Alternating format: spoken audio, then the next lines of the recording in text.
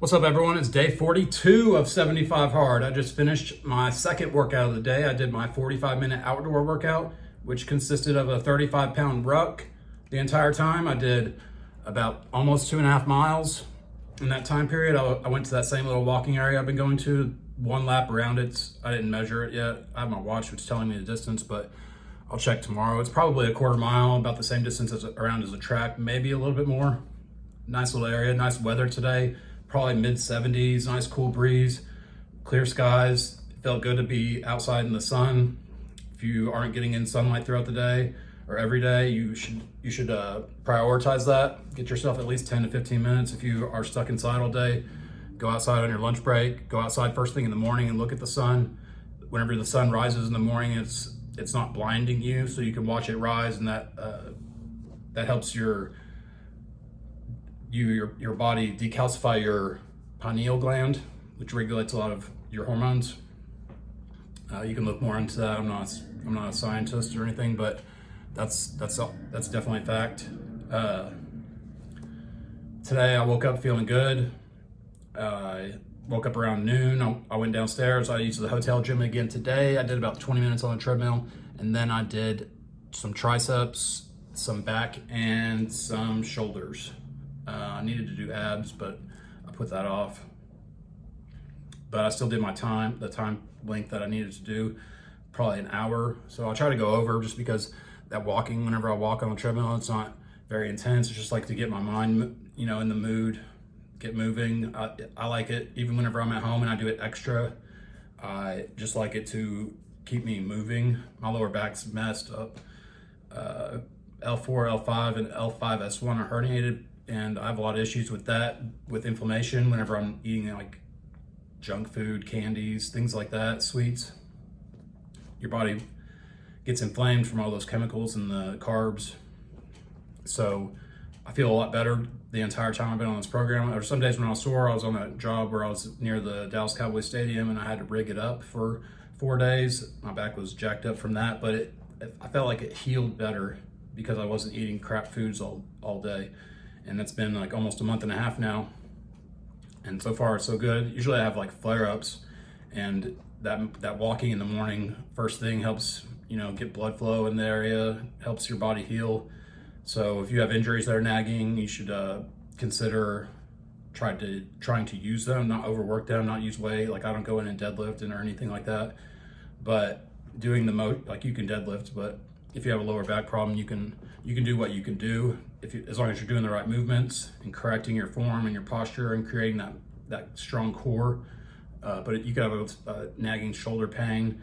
You can get massages and different things to break up the scar tissue that has developed, or what that could be causing the pain or the pinched feeling. But I would suggest at least correcting your diet, not eating all these foods that are going to cause inflammation. Last night at work was pretty simple. Again, I like it when it's like that, but I also like when it's hard work, because the feeling that you get after accomplishing a hard day of work. But also like being there and being paid the same to, just do my normal tasks. I usually just have to check on what I'm operating about every 45 minutes to an hour, and just make sure, and it's a 3-phase separator. I got to make sure it's dumping correctly into the correct tanks. This job that I'm on is a frac. I don't usually work fracs, and they don't usually have people in my position come out and work the frac, but this frac company is transitioning away. They've got their own patents and engines to power their big pumps that they pump the sand and the water down the well to do the frac. Is what that is. It's fracturing the earth, creating bigger gaps in the earth underground outside of the pipe that they placed when they drilled. It's creating the fractures that allow all the oil and gas to come into the casing pipe and flow up to the ground level. So they're using natural gas off the pipeline, which is what I'm in charge of supplying. It comes out very wet where we are, and especially at night when the temperature drops, it creates a lot of condensate in the gas. So whenever it comes out and into their system, it separates out and it goes into my separator, and from there it separates water and condensate, which is considered oil, but it's sold as oil. It's a highly flammable liquid, just clear. It looks like water, but it goes into our tanks, and basically my job is to regulate that and call in trucks as needed to haul that away. They expected 150 barrels a day from the wetness of the gas, and so far we started the job Friday at like midnight, Friday morning, and when I left this morning, we had produced like 61 barrels. So a full truck full for an oil hauler is around 185 barrels. So we'll probably get there soon. They've had problems. They were shut down for a complete day because I had to bring in a coil unit to do a clean out on one of the wells. They're doing 3 well pad is what it is. So I may be out here another 2 weeks or so, and then I'll get the production right after that. They'll do the drill out, and then I'll get the production. Yeah, so easy night. I look forward to whatever comes my way. I'm not gonna complain if I have a hard night tonight, but I don't see it as anything being hard. I'm not, like I said, I'm like support basically out there. I'm not working on the frac. And the way that I work as a contractor, I have my own insurance for personal liability, and some of the time my insurance, like if I were to go start helping them work on their stuff when they needed help, if I get hurt or if I mess something up, my insurance won't cover me because I'm not covered for working on their stuff. I'm covered for working on my stuff. So can't necessarily, even if I wanted to, put myself out there. Obviously, if somebody's in a bind, I'm going to help them and whatever. Just got to be careful. But so today, my message I wanted to give was how a lot of people nowadays, it's popular to seek validation. You need everybody to believe in you. You can't have anybody have any doubts in you, because it makes you not want to start. But having self-confidence nowadays is the new rich, because a lot of people go through day to day, through the whole lives, looking for this validation from people that they think should be supporting them.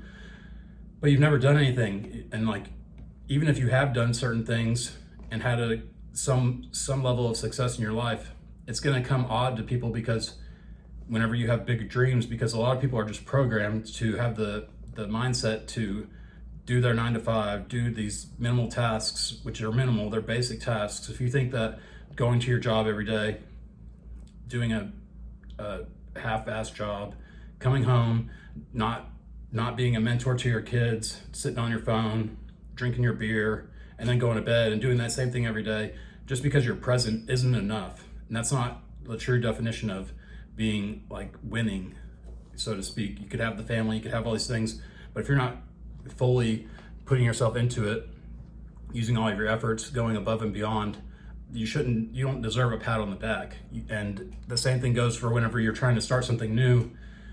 It's not going to be something that people are going to just believe in you automatically, and you can't expect that. So you have to build that confidence in yourself, and by doing the things that you tell yourself you're going to do, the things on your list, all the things that are going to benefit you, you're going to build that self-confidence. And then you're going to look around at all the people that don't have the self-confidence. People go around with anxiety and depression and all these things, and that's your body telling you, your conscience telling you. Obviously, if you're sad about a death or different things like that, it's completely different. It's not what I'm saying. But a lot of people go through life feeling, lost, and they don't have this sense of accomplishment. There's nothing to be proud of in their lives.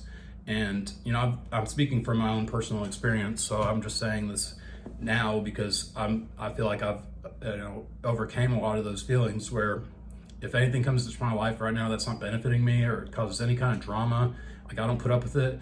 I cut it out immediately. Whereas in the past, I would try to get that person or that thing to stay, and I would need to change my ways and all this stuff. But you just got to cut it off sometimes.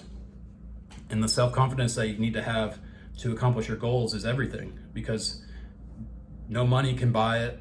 No amount of validation can give it to you. People go all, posting like half-naked pictures on the internet. They're looking for validation. They're looking for the likes. They're looking for people to, give them the compliments that they're looking for. And that goes away. That doesn't last forever. So what are you going to do whenever, you don't have that body anymore? You don't have those, whatever it is that you're posting. What are you going to do when you don't have those things? You need to be able to have that self-belief and that self-confidence and that fortitude and that grit and that self-belief in yourself, and know that no matter what comes your way, you're going to just continually put in the work and the efforts, because a lot of times things are going to go bad.